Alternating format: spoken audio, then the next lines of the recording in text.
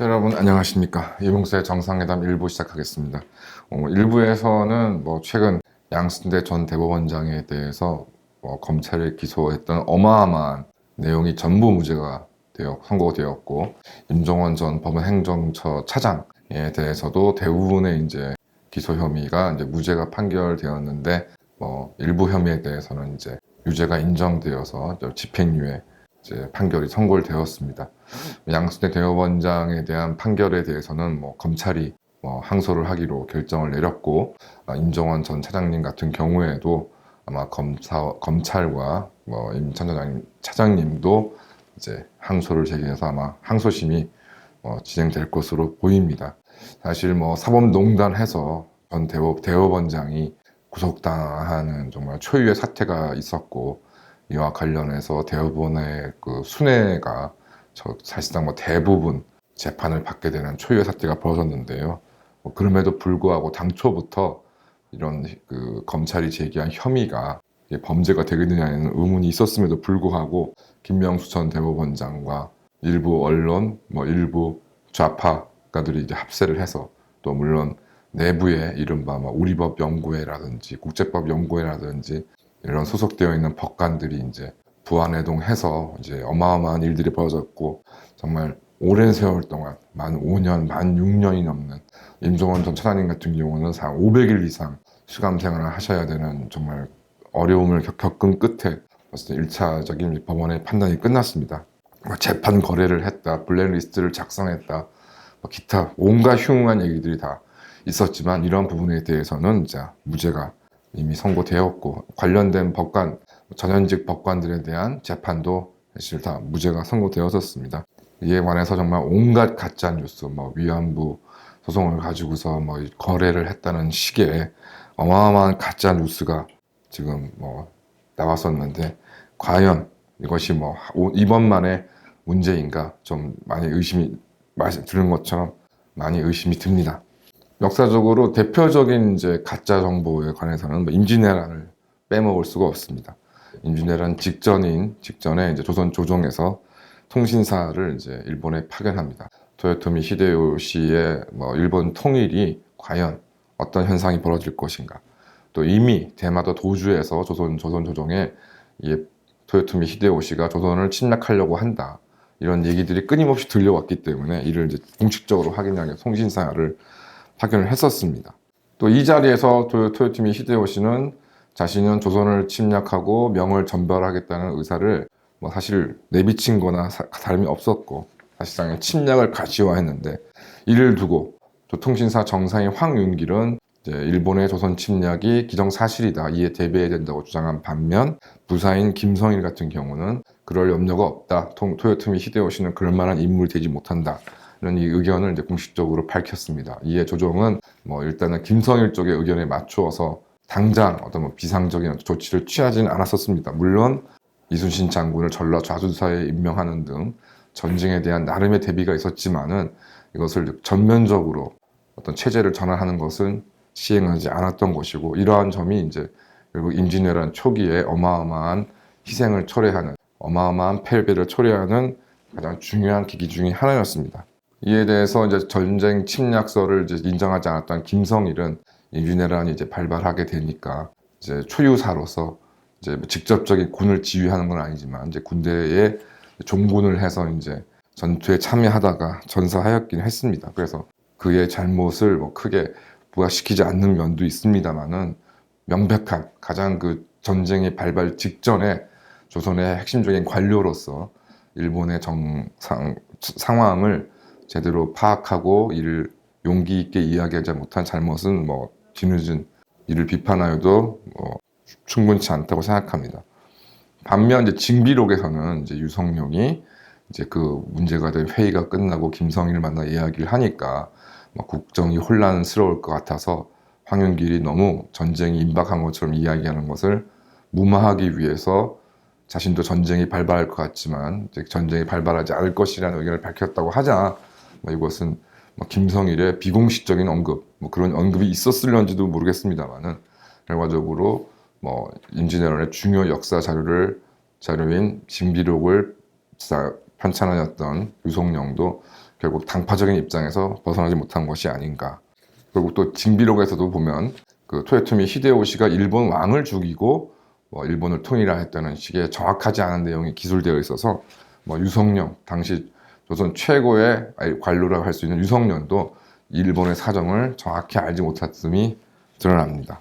그 이후에 이제 경종 독살설 같은 경우가 대표적으로 가짜 뉴스인데요. 경종이 이제 즉위 5년 차에 사망합니다. 이에 따라서 이제 그 독살설이 유포가 되는 것인데, 그 중에 하나가 이제 당시 왕세자였던 연인군 영조가 경종에게 게장과 홍시를 진상하였는데 이를 먹고 병사를 하였다. 그런데 한의학에 따르면 게장과 홍시는 상극인 음식이어서 이를 이제 왕에게 진상한 것은 독살이나 다름없다는 식의 이런 내용들이 널리 유포가 됩니다.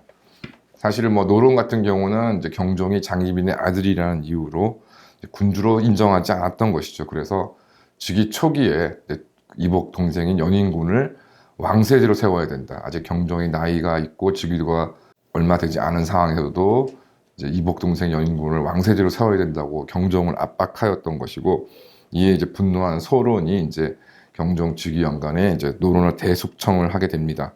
이 과정에서 이제 경종이 젊은 나이에 사망하게 되고 왕세제로 있었던 영조가 즉위하게 됨에 따라서 당연히 또 소론에 대한 대숙청이 이제 이루어졌던 이런 당쟁의 어두운 역사 중에 하나인 것인 것 같은데요. 결론적으로 이제 그 경종 독살설을 이제 유포한 소론이 이제 영조에 대한 반란 정당성을 확보하려고 노력을 하였고, 그러니까 영조를 군주로 인정하지 않겠다. 그래서 이제 이인자의 난을 비롯한 숱한 반란과 모반 사건이 발생하였습니다. 영조 본인은 이후에 이제 탕평책이라는 것으로 이제 어떤 당파를 좀 균등하게 배려해서 등용하려고 하였습니다.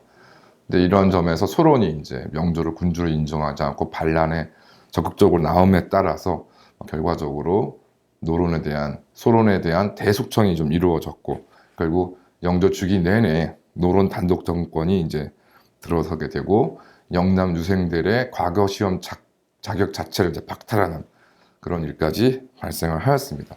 나중에 이제 영조가 여러 가지 탕평책이라고 내세운 것은 노론의 어떤 당수로서 군주로 있는 지위가 워낙 불안하기 때문에 결과적으로 군주로서는 여러 사람들을 끌어들여서 또 견제도 시키고 힘을 모으는 것이 왕권 강화에 도움이 될 것이기 때문에, 어찌 보면 비록 노론의 당주처럼 되어 있던 영조가 어쨌든 즉위한 이상에서는 소론이나 남인을 등용하려고 하는 의사를 당연히 자연스럽게 가졌음에도 불구하고 소론과 남인들은 이제 가짜 경종이 독살되었다는 가짜 뉴스를 이제 유포함으로써 그런 기회를 스스로 박탈하는 일까지 벌어졌던 것이죠.